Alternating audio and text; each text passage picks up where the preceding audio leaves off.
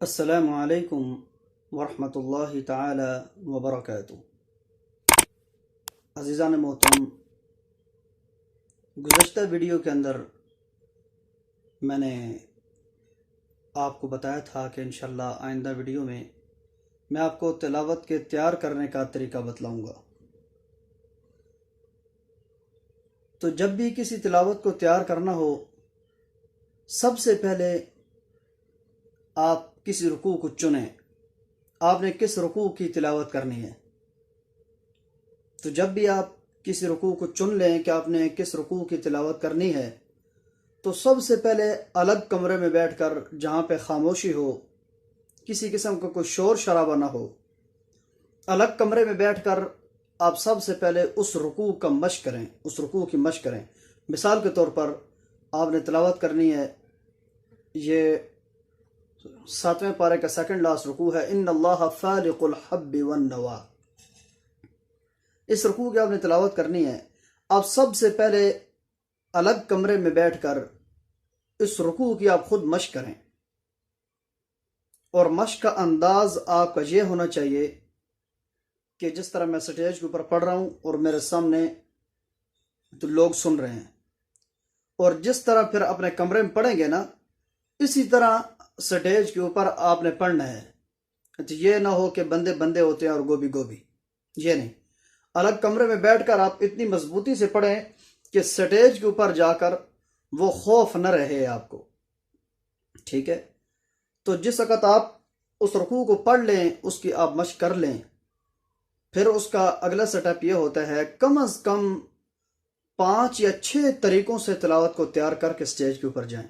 جب آپ نے ایک دفعہ مشق کر لی اور اب اس میں 2 باتیں ہوں گی، یا آپ مطمئن ہوں گے کہ یہ والی آواز میری اچھی ہے، یہ تلاوت میری پیاری ہے، سٹیج کے اوپر میں جاؤں گا، یہ والی تلاوت میری کامیاب ہو جائے گی، ایک یہ ہوگا۔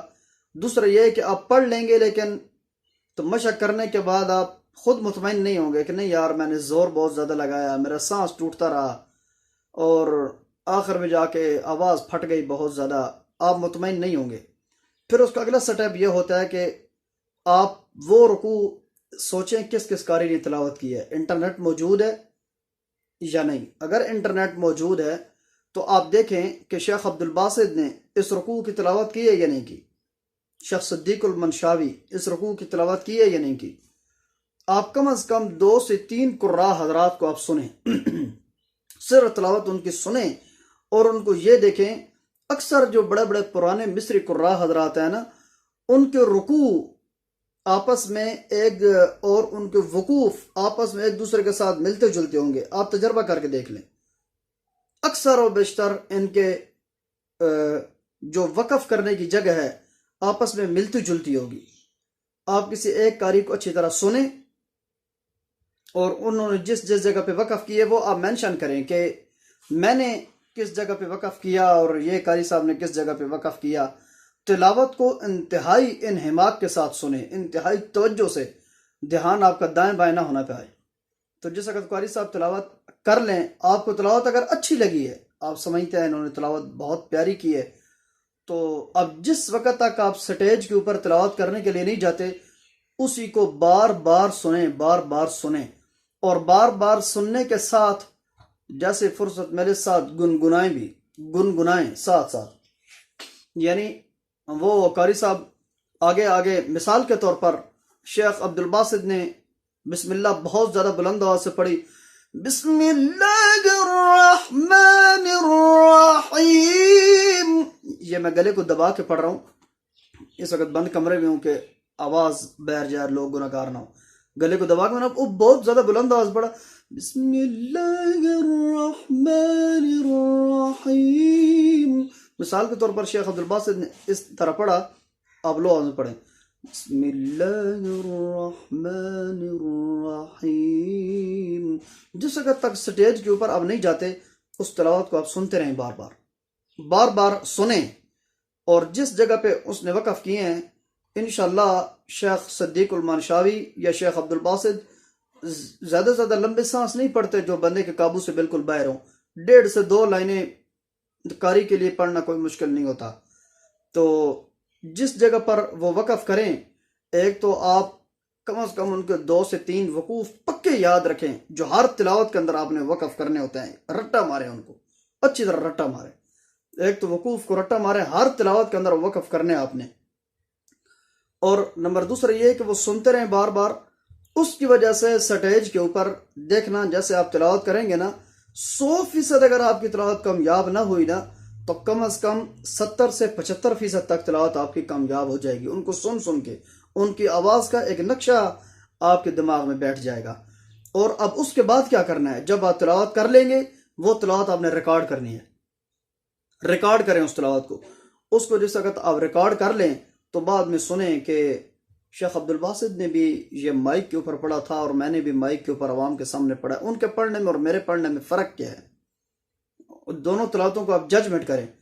اب جس وقت اگلی محفل کے اندر، جس وقت تک آپ آئندہ کسی محفل میں پڑھ نہیں لیتے، بار بار وہی تلاوت شیخ عبد الباسط کی بار بار سنیں، بار بار سنیں، بار بار سنتے رہیں اس کو۔ انشاءاللہ اگلی محفل تک جس وقت آپ پہنچیں گے تو 90% آپ کی تلاوت وہ کامیاب ہو چکی ہوگی۔ تو ایک تلاوت آپ کی جس وقت مضبوط ہو گئی نا تو دیکھنا آپ کو سٹیج کے اوپر اس وقت تک کا آپ کو پڑھنے کا اعتماد بھی آ جائے گا، سٹیج کے اوپر پڑھنے کا۔ اور نمبر دوسرا یہ ہے کہ آپ کی آواز بھی خوبصورت ہو چکی ہوگی۔ اور نمبر تیسرا یہ ہے کہ آپ کو تلاوتیں تیار کرنے کا تجربہ بھی ہو چکا ہوگا۔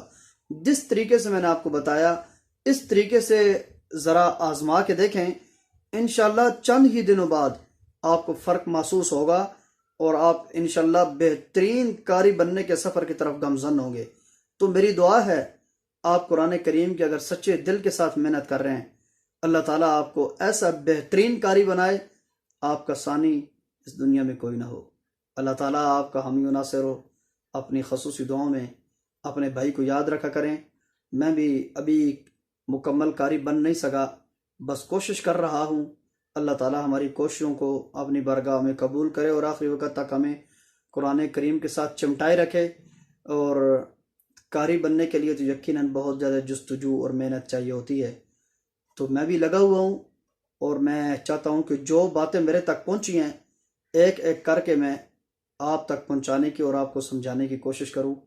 اللہ کرے کہ جو باتیں آپ تک پہنچی ہیں وہ مجھ تک، اور جو مجھ تک پہنچی ہیں وہ آپ تک۔